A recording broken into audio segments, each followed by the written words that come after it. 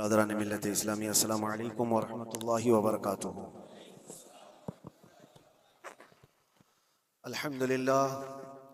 अल्हम्दुलिल्लाहि व कफ़ा व सलामुन अला हबीबिहिल मुस्तफ़ा अम्मा बअद फ़अऊज़ु बिल्लाहि मिनश शैतानिर रजीम बिस्मिल्लाहिर रहमानिर रहीम लन यनालल्लाह लुहूमुहा वला दिमाउहा वलाकिन यनालुहुत तक़वा मिनकुम सदक़ल्लाहु मौलाना अज़ीम। बारगाह रिसालत मुआब सल्लल्लाहु अलैहि वसल्लम में दुरूद पाक का हदिया पेश करें। अल्लाहुम्मा सल्लि अला सय्यिदिना व मौलाना मुहम्मद मअदनिल जूदि वल करम व आलिहि व अस्हाबिहिल किराम व इब्निहिल करीम व बारिक व सल्लिम सलातन दाइमतन सरमदन अबदा।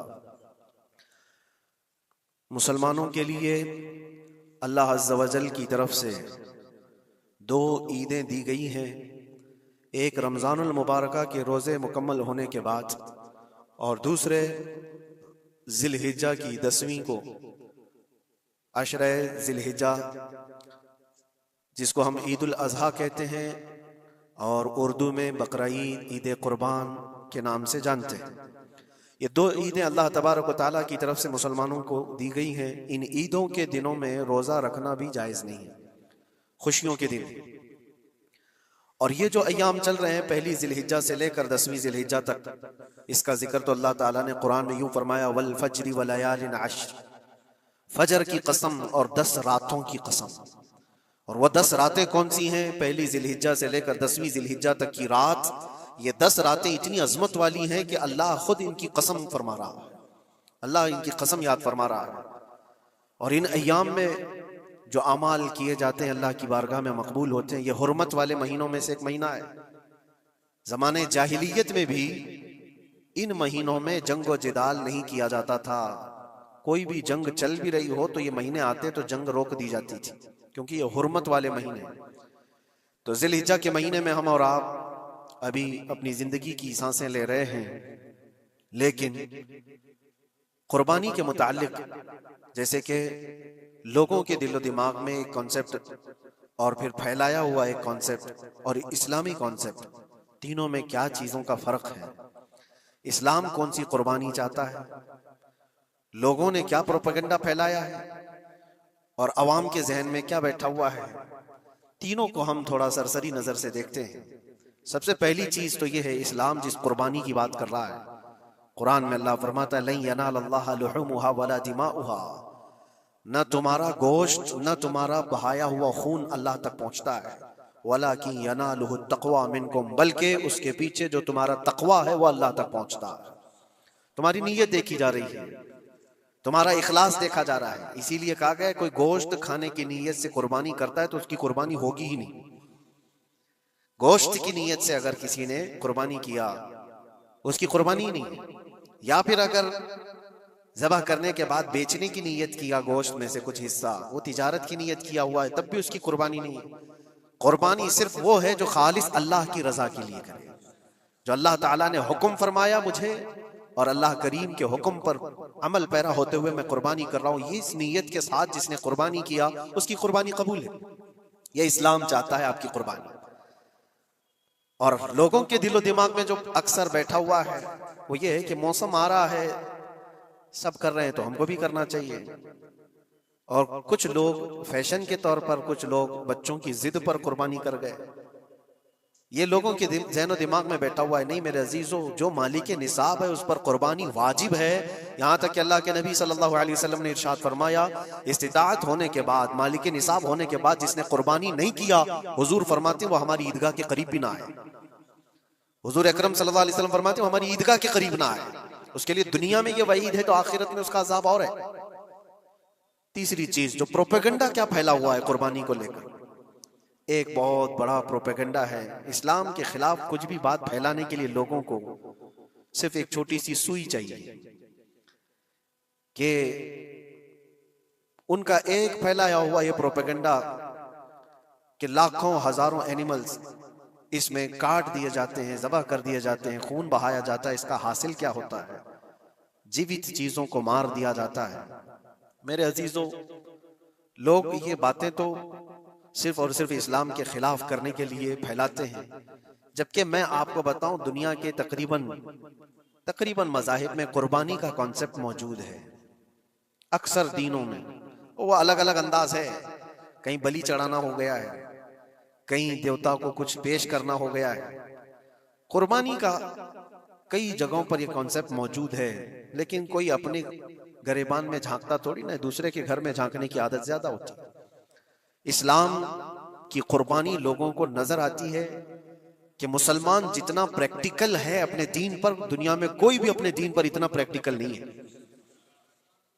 कोई भी अपने दीन पर इस तरह पाबंदी से अमल करने वाला मिलता नहीं। जलन इसी बात की तो है कि कोई पोस्टर नहीं लगाते, कोई ऐलान नहीं करते, और जुमा में पूरी सफे इनकी भरी नजर आती। कौन तुम्हें प्रचार करके जुमा में बुलाता है? वो खालिक कायनात की तरफ से तुम्हारा जो लगाव है, वो जो तुम्हें खींच कर घरों से मस्जिदों में लाता है। फितनों का दौर है, उसके बावजूद जुमा में कोई भी मस्जिद ऐसी नहीं होगी जो खाली पड़ी हुई। मुसलमान आज के दौर में भी अपने दीन पर अमल पैरा है, और ये तकलीफ का सबब बन जाता है दूसरों के लिए। इसी तरह कुर्बानी के अय्याम आते हैं तो कुछ मॉडर्न ख्यालात वालों को ला करके हमारे दरमियान पेश किया जाता है। वो ऐसी मीठी मीठी बातों के जरिए से तुम्हें लुभाने की कोशिश करें। इतने पैसे खर्चा करने के, 40,000 का 50,000 का बकरा लेने से बेहतर है किसी गरीब को मदद कर दिया जाए, किसी का घर बना दिया जाए, किसी का राशन पहुंचा दिया जाए। मियाँ वो साल भर हम करते हैं अल्हम्दुलिल्लाह, कुर्बानी के दिनों में ही क्यों? अल्लाह के नबी सल्लल्लाहु तआला अलैहि वसल्लम की हदीस सुन, हुजूर पाक सल्लल्लाहु तआला अलैहि वसल्लम फरमाते हैं कुर्बानी के दिन यानी जिलहिज्जा की 10, 11 और 12 ये 3 दिनों के अंदर हुजूर फरमाते हैं कोई अमल दुनिया में कुर्बानी से ज्यादा अहमियत अल्लाह के नजदीक नहीं रखता। कोई अमल अल्लाह को इससे ज्यादा प्यारा नहीं है कुर्बानी। और एक बात मैं आपको बताऊं, लोग हमें जालिम की शक्ल में पेश करते हैं कि काट देते हैं, ज़बा कर देते हैं। हम अपनी मर्जी से अगर काटें, अपनी ख्वाहिश के लिए काटें तो हराम है, और जिसने खुद जान डाला है उसके हुक्म पर काटें तो ये हराम नहीं है, ये उसके हुक्म की फरमाबरदारी है। एक बात याद रखो, जानवर तो ये बकरा हो, भैंस हो, ऊंट हो, जिनकी कुर्बानियां होती हैं ये अलग। जो मछली खाते हैं उसमें भी अगर कोई इंटरटेनमेंट के लिए शिकार करता है कि अपनी तफरीह कल्ब के लिए, तो उस मछली का शिकार करना भी हराम है। हाँ, खाने की नीयत है, तिजारत की नीयत है, तो मकसद के तहत अगर मछली पकड़ रहा है तो उसके लिए जायज है। इस्लाम यूं ही किसी चीज की जान लेना और खून बहाने का हुक्म नहीं देता। अल्लाह तबारक व तआला का हुक्म है, और उसने कायनात को जिस अंदाज से बनाया है, इन जानवरों को अल्लाह ताला ने हमारे खाने के लिए बनाया है, जिसकी वजह से ये कुर्बान किए जाते हैं। और अगर मैं कहता हूं सारे जानवरों की कुर्बानी बंद करके देख लो, फिर जानवर ही रहेंगे, तुम्हारा रहना मुश्किल हो जाएगा। इस्लाम की ये कुर्बानियां तो साल में एक मर्तबा होती है ना, जो एक दिन की जाती है, 10वीं जिलहिज्जा से 12वीं को। अगर नौजवानों में एक दावत देता हूं, जाओ, आज तो AI का जमाना है, कुछ भी पूछो तो ला करके तुम्हारे सामने रख देगा सारा डेटा। जरा ये भी डेटा निकाल करके देख लो कि साल भर में KFC में कितनी चिकन ज़बा होते हैं पूरी दुनिया भर में पर डे। मैकडोनल्ड सिर्फ चिकन ही नहीं बेचता, गाय का गोश्त भी बेचता है पूरी दुनिया भर में, जिसको यहाँ पर भी बहुत सीने से लगा करके रखे गए हैं। पूरी दुनिया भर में उनका इस्तेकबाल है, क्योंकि अमेरिकन कंपनियां हैं, बाप दादा की कंपनियां हैं, इनको कोई आंख नहीं दिखा सकता। और इंटरनेट के डेटा के हिसाब से पर डे 68,000 गाय तो मैकडोनल्ड ज़बा करता है। पर डे की बात कर रहा हूं, साल भर की नहीं। साल भर इनका डेटा बहुत ज्यादा है, मिलियंस में है, और 1 बिलियन से ज्यादा चिकन वहां पर भी कुर्बान होती हैं जो फ्राइड चिकन खाते हैं। ये तो एक कंपनी की बात कर रहा हूं, ऐसी बहुत सारी कंपनियां हैं। तो कभी किसी ने ये एतराज किया कि ये कंपनियां इतने जानवरों को ज़बा करती? नहीं, बकरीद के दिन सबके सींग नजर आते हैं, जानवरों की मोहब्बत उमड़ उमड़ करके आती है। साल भर जो कुर्बान हो रहे हैं, कभी किसी ने ऑब्जेक्शन नहीं किया कि ये सारे आउटलेट्स बंद क्यों नहीं कर दिए जाते, ये सारी दुकानें क्यों नहीं बंद कर दी जाती जो साल भर ज़बा कर रहे हैं। हाँ, हो सकता है मैकडोनल्ड यहाँ नहीं ज़बा करता गाय को, क्योंकि यहाँ पता है हालात सही नहीं है, लेकिन दूसरी जगह पर जाकर देखें, सब जगह पर बीफ आसानी से उनके यहाँ मिलता है। मैं ये बातें सिर्फ और सिर्फ ये इसलिए कह रहा हूँ, फैलाया हुआ प्रोपेगेंडा क्या है, जानवरों से मोहब्बत ये सिखाएंगे हमें। अल्लाह के नबी सल्लल्लाहु तआला अलैहि वसल्लम फरमाते हैं, बनी इसराइल की एक खातून को मैंने जहन्नम में देखा। किस बुनियाद पर? फरमाते हैं वो इबादत गुजार थी, जायदा थी, परहेजगार थी, लेकिन एक बिल्ली पाली हुई थी और उसने कभी इबादत करनी होती तो 2-2 दिन 3-3 दिन तक अपने कमरे में गोशा नशीन हो जाती थी अकेली।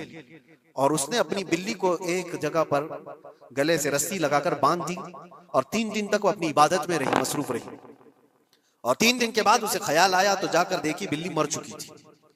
हदीस पाक में, सही हदीस है, अल्लाह के नबी सल्लल्लाहु अलैहि वसल्लम फरमाते हैं सिर्फ इस बुनियाद पर अल्लाह तबारक व तआला वो इबादत करने वाली औरत को जहन्नम में भेज दिया। जो मेरी मखलूक पर रहम नहीं करता वो रहम के काबिल नहीं है।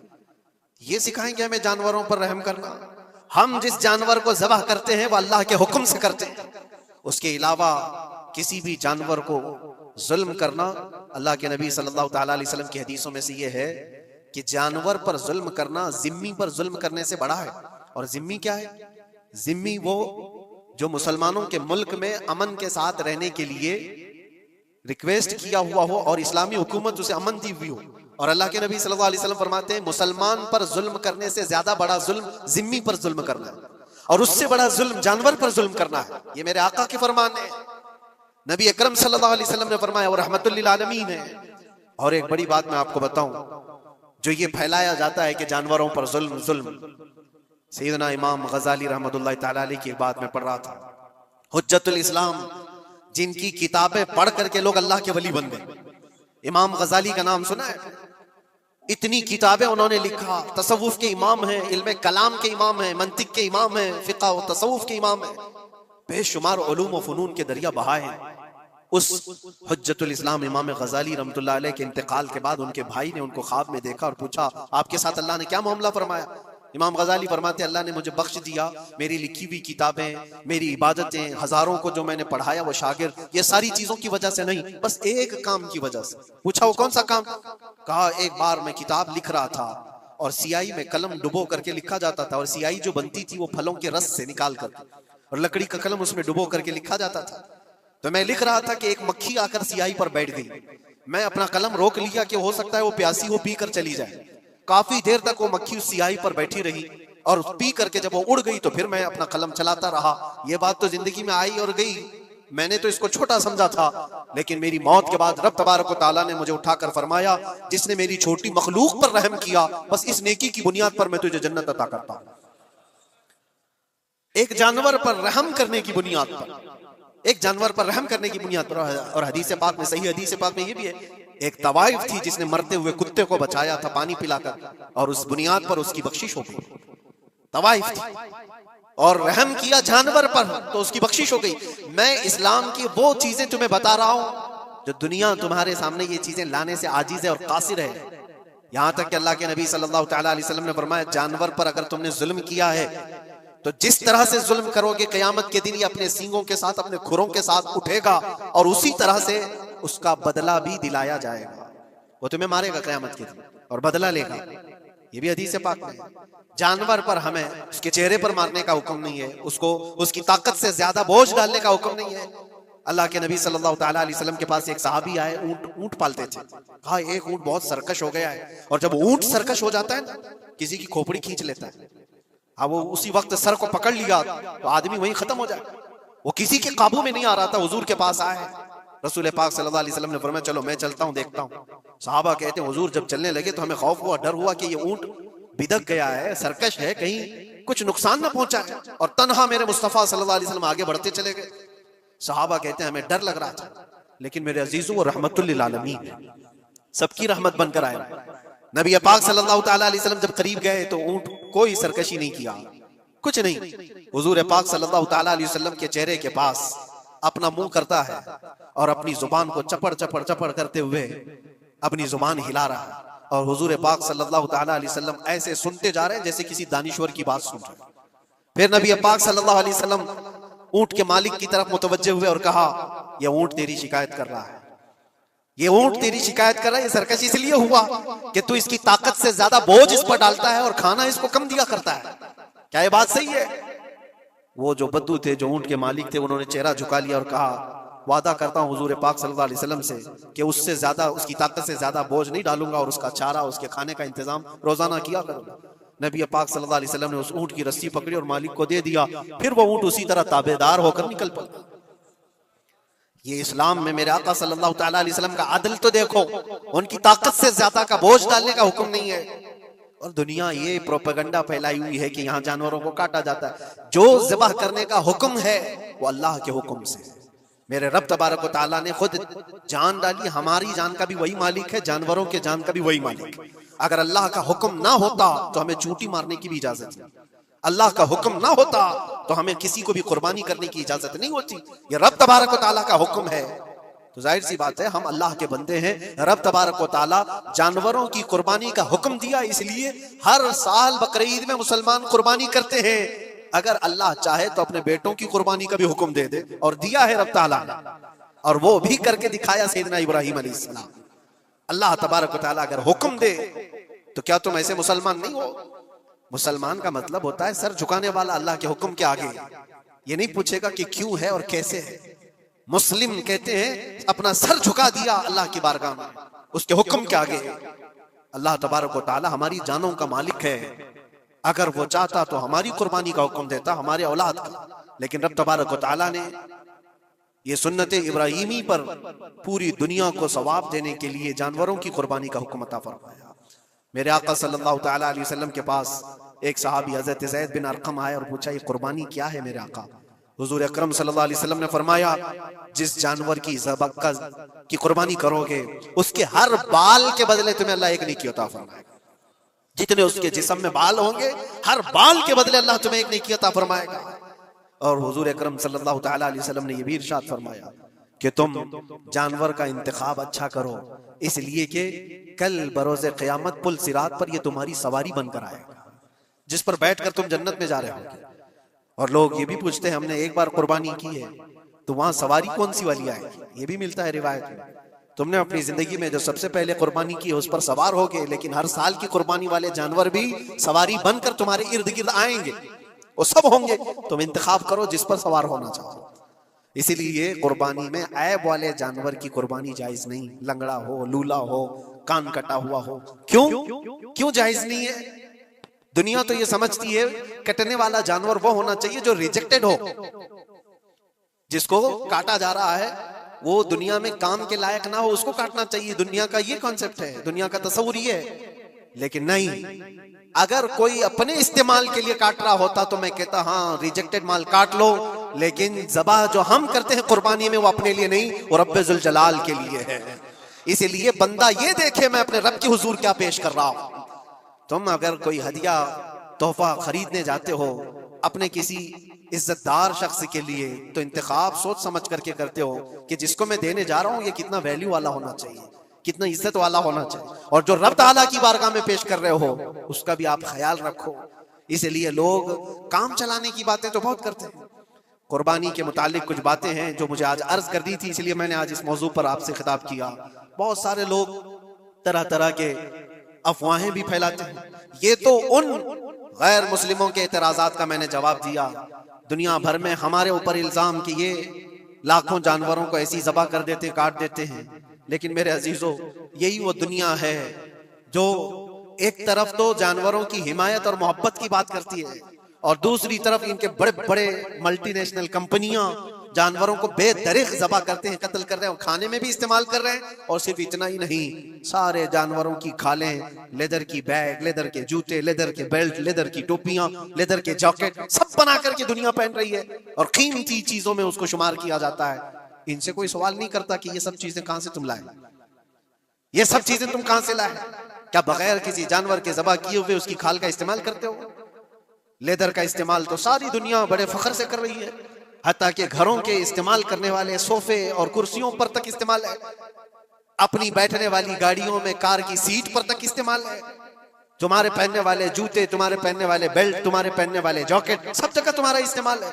और सिर्फ मैं ये नहीं कह रहा कि दुनिया में सिर्फ मुसलमान इस्तेमाल करते, सारी दुनिया लेदर का इस्तेमाल करती है। ये लेदर कहां से आता है? तो ये दुगलापन, ये जो डबल रोल है, डबल स्टैंड, एक तरफ हिमायत की बात करना और दूसरी तरफ बेदरेग ज़बह भी करना, ये सब चीजें दुनिया को बेवकूफ बनाना और इस्लाम के खिलाफ एक प्रोपेगेंडा फैलाना। लेकिन ऐ मुसलमान, ज़हन और दिमाग में किसी ऐसे मॉडर्न कल्चर के ऐसा कोई फरेफ्ता हो, उसकी बातों में आकर तुम ये सोचो कि नहीं इतने पैसे मैं कुर्बानी के बजाय सदका कर दूं, किसी गरीब को दे दूं, नाजायज है। तुम्हारे ऊपर से कुर्बानी का वजूब खत्म नहीं होगा, वो उसी तरह से बाकी रहेगा और गुनहगार भी रहोगे। अल्लाह करीम से ज्यादा तुम रहम करने वाले नहीं हो, अल्लाह अरहमुर राहिमीन है। अल्लाह अरहमुर राहिमीन है। जब वो हुक्म अता फरमा रहा है तो क्या तुम्हारे दिल में उससे भी ज्यादा रहम है? तो कुर्बानी के दिनों में सिर्फ कुर्बानी ही होगी। अब कुछ जो चीजें ऐसी हैं फैलाई गई, देखिए एक बात मैं आपको बताऊं, अल्लाह के नबी सल्लल्लाहु तआला अलैहि वसल्लम रहमतुल लिल आलमीन है, सबका मानना अकीदा है। वो रहमतुल लिल आलमीन रसूल सल्लल्लाहु अलैहि वसल्लम ने खुद अपने हाथों से कुर्बानी फरमाई, और एक दो नहीं 100 ऊंट आए थे, जिसमें से 63 ऊंटों को मेरे आका सल्लल्लाहु अलैहि वसल्लम ने नहर फरमाया। 63 ऊंटों को खुद हुजूर ने ज़बह फरमाया, और उसके बाद हजरत अली मुर्तदा शेर खुदा रदी अल्लाह तआला अन्हु को दिया, बाकी के ऊंटों को तुम ज़बह करो। नबी पाक सल्लल्लाहु तआला अलैहि वसल्लम ने ये जो 100 ऊंटों को ज़बह फरमाया था अपने हज के मौके पर। और उसके अलावा एक हदीस पाक में ये भी है, हुजूर अकरम सल्लल्लाहु अलैहि वसल्लम ने जो 2 चितकबरे बकरे ज़बह किए थे। चितकबरे किसको कहते हैं? 2 कलर वाले, ब्लैक एंड व्हाइट जो होते हैं, अबलख उनको कहते हैं अरबी में। 2 मेंढे ज़बह फरमाए, एक नबी पाक सल्लल्लाहु तआला अलैहि वसल्लम ने अपनी जानिब से कुर्बान फरमाया, और दूसरा पूरी उम्मत की तरफ से कुर्बान फरमाया। ये रसूल पाक सल्लल्लाहु तआला अलैहि वसल्लम के, इसीलिए तो मैं अर्ज करता हूं मेरे अजीजों, हमारे इमाम ने सच कहा, जो न भूला हम गरीबों को रजा, याद उसकी अपनी आदत कीजिए। कुर्बानी साल में 1 मर्तबा हो रही है, रसूल पाक सल्लल्लाहु तआला अलैहि वसल्लम कुर्बान कर देते अपने नाम से, वो तो किया ही, लेकिन क़यामत तक आने वाली अपनी उम्मत की तरफ से भी खुद अपने हाथ से कुर्बानी फरमाए। आज उम्मत ये पूछती है मेरे अजीजों, कुर्बानी के लिए 1400 साल पहले तुम्हारे रसूल ने तुम्हारी जानिब से कुर्बानी की, और अल्लाह ने जिसको इस्तिताअत दी, जिसको ताकत दी, मैं ये चाहता हूं कि तुम्हारे ऊपर जो कुर्बानी वाजिब है, अपनी कुर्बानी करो, साथ में एक और कुर्बानी मेरे मुस्तफा की तरफ से, हुजूर अकरम सल्लल्लाहु अलैहि वसल्लम की तरफ, जबकि उनके एहसान का बदला पूरी उम्मत नहीं अदा कर सकती, लेकिन हम हदिये तशक्कुर के तौर पर अपनी तरफ से पेश कर सकते हैं। और कुछ लोगों ने यह समझ रखा है, एक बकरा लेकर के आते हैं, पूरे घर वालों की तरफ से कुर्बानी, एक बकरा पूरे घर वालों की तरफ से कुर्बानी। मेरे अजीजों, बकरा एक आदमी की तरफ से ही कुर्बान होगा जो मालिक के निसाब है। घर में अगर 4 लोग मालिक के निसाब है तो चारों पर कुर्बानी है, शोहर पर भी, बीवी पर भी, बेटे पर भी, जो जो मालिक के निसाब है। मालिक के निसाब का मतलब क्या है आप जानते हैं? जिसके पास 52.5 तोला चांदी या 7.5 तोला सोना या उसके बराबर की कीमत हो, दोनों में से किसी एक के बराबर की कीमत हो। इस जमाने में आप कैलकुलेट कर लो 52.5 तोला चांदी की कीमत क्या हो सकती है। उतनी अगर तुम्हारे पास रकम है, उतनी मालियत है तुम्हारे पास, तो तुम मालिक के निसाब हो और तुम्हारे ऊपर कुर्बानी वाजिब है। कुर्बानी तुम्हारे ऊपर वाजिब है, और कुर्बानी वाजिब होने के लिए साल भर पैसे होना जरूरी नहीं, कुर्बानी के दिनों में अगर वो मालिक के निसाब हुआ तब भी उस पर वाजिब है। ज़कात का हुक्म अलग है, कुर्बानी का हुक्म अलग है। और पूरे घर की तरफ से एक बकरा कुर्बान किया तो किसी का भी नहीं हुआ। अगर 4 लोग घर में रहते थे और चारों की तरफ से एक बकरा ज़बह किया और चारों का नाम लिया गया है, तो किसी के नाम से कुर्बानी नहीं हुई, क्योंकि पर्टिकुलर एक ही की तरफ से कुर्बानी हो सकती है। हाँ, बड़े जानवर में 7 हिस्से हो सकते हैं, वो ऊंट हुआ या बैल भैंस, ये जो बड़े जानवर हैं, इन जानवरों में 7 हिस्से हो सकते हैं और उनमें शरीक होना जायज है। लेकिन 7 लोग जो शरीक हो रहे हैं उनके लिए भी शर्त है, कोई एक बंदा भी उसमें गलत अकीदे वाला भी ना हो और गोश्त की नीयत से शरीक ना हुआ हो, बल्कि सब कुर्बानी की नीयत से आए हों तो सबकी कुर्बानी होगी। ये ख्याल भी रहे, जरूरी है। अब हालात ऐसे आ गए कि सबके लिए एक बकरा लेना अगर ताकत के भर नहीं है, इस्तिताअत नहीं है, तो वो बड़े जानवर में हिस्सा ले सकते हैं जहां पर ये कुर्बानियां हो रही हैं, शरीक हो सकते हैं। कुछ लोगों ने ये प्रोपेगेंडा भी फैलाया है हमारे दरमियान में से कि बड़े की कुर्बानियां जो होती हैं, इज्तिमाई कुर्बानियां, ये जायज नहीं है, आदमी को अपनी कुर्बानी के वक्त सामने होना जरूरी है। ऐसी बातें फैलाई गई हैं। मैं आपको हदीस पाक सुनाता हूं। अल्लाह के नबी सल्लल्लाहु तआला अलैहि वसल्लम ने इरशाद फरमाया हजरत फातिमा से, कहा है फातिमा अपनी कुर्बानी के वक्त सामने रहो, कुर्बानी के खून का कतरा जमीन पर गिरने से पहले अल्लाह ताला तुम्हारे पिछले सारे गुनाह माफ फरमाएगा। हदीस पाक है। लेकिन साथ में दूसरी हदीस ये भी है, नबी पाक सल्लल्लाहु तआला अलैहि वसल्लम ने अपनी कुर्बानी का वकील हजरत अली को बनाया था कि अपनी नियाबत दे दी कि मेरी तरफ से तुम कुर्बानी करो। इस तरह से जो मुसलमान इस्तिताअत नहीं रखता खुद करने की, वो अपनी जानिब से किसी दूसरे को वकील बना सकता है। शरअन जायज है, किसी को भी वकालत दी जा सकती, नियाबत दी जा सकती है, मेरी तरफ से तुम कुर्बानी करो। जैसे कि घर में कोई औरत मालिक निसाब है, अगर यह हुक्म होता कि औरत खुद जाकर के करे तो कहां से करती? औरत किसी को वकील बना सकती है, अपने शोहर को कह दी या किसी को दे दिया पैसे कि मेरी जानिब से तुम कुर्बानी करो, यह जायज है बिल्कुल। जिन लोगों ने ये प्रोपेगेंडा फैलाया है हमारे दरमियान में कि कुर्बानियां नहीं होती, वो जाहिल लोग हैं, पढ़े लिखे लोग नहीं। शरई मसाइल को जाने बगैर इस तरह की बातें अवामुल नास में, अवामुल मुस्लिमीन में फैलाना ये गुनाह है। हाँ, इस बात को याद रखें, जो वकील है कुर्बानी का, उसके ऊपर जिम्मेदारी है कि वो जितने लोगों की कुर्बानी कर रहा है, जानवर शरीयत के मुताबिक का ले, ऐबदार जानवर की कुर्बानी ना करे। लागर हो, कमजोर हो, सींग टूटा हुआ हो, कान कटा हुआ हो, पैर कटा हुआ हो, दुम कटी हुई हो, या इतना कमजोर के चल नहीं सकता, खड़ा नहीं हो सकता, ऐसा ऐबदार जानवर ना ले। ये वकील की जिम्मेदारी है जो सबकी तरफ से कुर्बानी कर रहा है।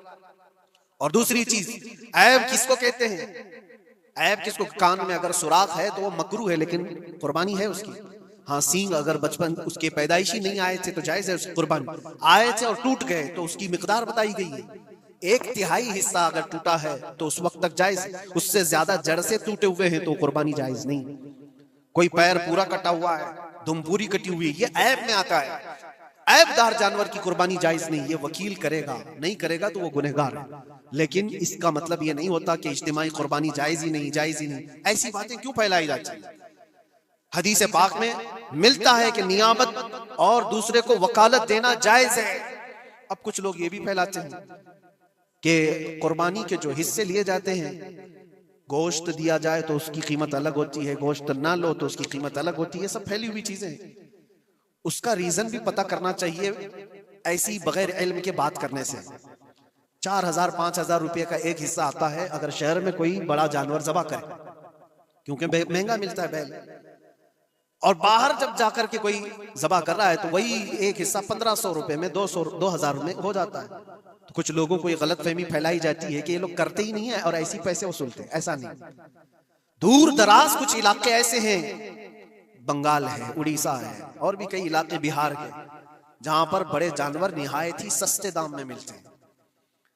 बल्कि वहां पर जानवरों की कीमत सिर्फ 5000, 6000 और 10,000 के नीचे होती है, बड़े जानवरों की, जो हमने देखे हैं। वहां जाकर कुछ तंजीमें कुर्बानी करती हैं। अगर वो सही तरीके से शरीयत के मुताबिक जानवर लेकर के कर रहे हैं तो कोई हर्ज नहीं, चाहे वो 200 रुपए हिस्से में भी करता हो, कोई हर्ज नहीं। कीमत मैटर नहीं करती, जानवर मैटर करता है। कीमत चाहे जितनी भी हो रही हो। इस चीज को आज वजाहत करना जरूरी था, इसलिए मैंने आपके सामने बयान किया। गलत फहमियों में ना फैले, गलत फहमियां ना फैलाएं, खुद भी बचे। हाँ, अफजल क्या है? अफजल तो ये है कि अल्लाह ने तुम पर वाजिब किया, तुम जाओ अपने हाथ से करो, तुम जाओ, क्योंकि हदीस पाक में मिलता है कि तुम अपने हाथ से कुर्बानी करो अगर ताकत रखते हो। उसके खून का कतरा गिरने से पहले तुम्हारे पिछले सारे गुनाह अल्लाह माफ फरमाएगा। यह अफजल है। ये सारी बातें थी जो ईद कुर्बान से रिलेटेड थी। अल्लाह करीम हम सबको उसकी रजा के लिए कुर्बानी करने की तौफीक अता फरमाए। लेकिन साथ में एक बात ये भी याद रखें, जब बंदा कुर्बान कर रहा होता है तो उसके अंदर ये नीयत भी हो, जैसे सैयदना इब्राहीम अलैहिस्सलातु तस्लीम को अल्लाह ताला ने क्या फरमाया था? 4 परिंदे लो, उनको ज़बा करो, उनके सर अपने पास रखो, उनका कीमा बनाकर 4 पहाड़ों पर रखाओ और फिर उन परिंदों का नाम लेकर के बुलाओ, वो जिंदा होकर के आ जाएंगे। क्योंकि इब्राहीम अलैहिस्सलाम ने अल्लाह से पूछा था कि अल्लाह तुम मरने के बाद लोगों को जिंदा कैसे करता है, मैं देखना चाहता हूँ। तो रब ताला उनको प्रैक्टिकल दिखाना चाह रहा था कि जाओ ठीक है, ज़बा करो 4 परिंदे और उनका कीमा बना दो, सर उनके अपने पास रख लेना और उनका कीमा 4 पहाड़ों पर रख कर आओ और फिर आकर उन सरों के पास खड़े होकर उन परिंदों के नाम लेकर बुलाओ, आ जाएंगे। इब्राहीम अलैहिस्सलाम ने इसी किया। 4 परिंदे लिए थे। क्या क्या लिए थे आपको मैं बताऊं? एक मुर्गा था, एक कौवा था, एक कबूतर था और एक मोर था। परिंदों के नाम याद रख लें, कौवा है, मुर्गा है, कबूतर है और मोर है। चारों को ज़बा किया, उनके सर अपने पास रखे और जिस्म के सब कीमा बना दिया और 4 जगह पर मिक्स करके उनको रखा है। फिर आकर यहाँ खड़े हुए और पुकारा उन परिंदों का नाम लेकर, अल्लाह के हुक्म से आ जाओ। वो कीमा हवा में उड़ा, जिस्म बना और वैसी बगैर सर के उड़ता हुआ आया और अपने अपने सर से जुड़ करके वो जिंदा परिंदा हो गया। कुरान पाक में ये है मौजूद। 3 पारे में रब तबारक व तआला ने फरमाया वइज़ क़ाल इब्राहीम रब्बी अरिनी कैफ़ तुह्यिल मौता क़ाल अवलम तुअमिन क़ाल बला क़ाल वलाकिन लियत्मइन्न क़ल्बी क़ाल फ़ख़ुज़ अर्बअतम मिनत-तैर फ़सुरहुन्ना इलैका थुम्मा इजअल अला कुल्ली जबलिन मिनहुन्ना जुज़अन थुम्मा उदउहुन्ना यअतीनका सअया वअलम अन्नल्लाहा अज़ीज़ुन हकीम। ये अल्लाह तबारक व तआला ने पूरा कुरान में फरमाया कि इब्राहीम अलैहिस्सलाम ने ये जो किया। अब सुनिए, सबअ सनाबिल शरीफ में मीर अब्दुल वाहिद बिलगरामी रहमतुल्लाह अलैह लिखते हैं कि 4 परिंदों का जो इंतखाब हुआ था ना, 4 परिंदे जो चुने गए थे, कौन से थे? कौवा, मुर्गा, कबूतर, मोर। असल में जो है इनकी हर एक की एक खासियत है। कौवा लालची बहुत होता है, कौवा लालची बहुत होता है। मुर्गा, उसके अंदर शहवत बहुत ज्यादा है, औरत की ख्वाहिश। मुर्गे के अंदर ख्वाहिश शहवत ज्यादा होती है। और कबूतर के अंदर दोस्ती करने की आदत ज्यादा होती है, जल्दी दोस्ती करता है। और मोर के अंदर दिखावे की आदत ज्यादा होती है, अपनी खूबसूरती का इजहार बार बार करता है। तो ये 4 चीजें उनके अंदर है, ये 4 परिंदों के अंदर। सूफिया इकराम फरमाते हैं, दर हकीकत आपको हुक्म था इन जानवरों को ज़बा का नहीं था। कौवे की लालच को ज़बा करो, मुर्गे की शहवत को ज़बा करो, और बिना वजह के कबूतर की जो दोस्ती है हर आयरे गहरे से, इस दोस्ती के को कता करो, और मोर की दिखावे की आदत को ज़बा करो। ये 4 बुरी आदतों को ज़बा करो तो अल्लाह की कुदरत के मुशाहिदे देखने मिलेंगे।